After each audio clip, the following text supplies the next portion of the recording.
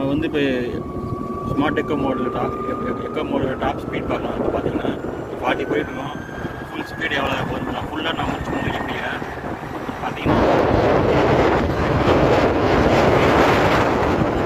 60 ஈஸியாக போகுது. 65, 67,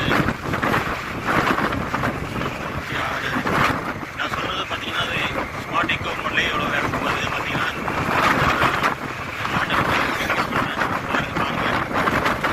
full straight road இது. அதனால பார்த்தீங்கன்னா டைம்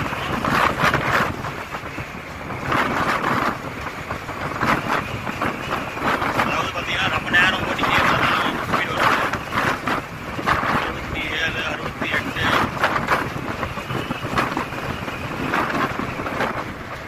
அதான் பார்த்தீங்கன்னா 67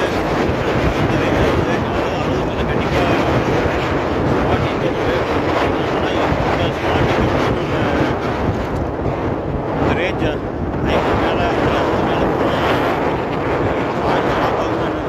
நமக்கு 100 ரேஞ்ச் கொடுக்குமான்னு சொல்ல முடியாது. நம்ம பார்த்தீங்கன்னா அதையும் நம்ம யோசிக்கணும்.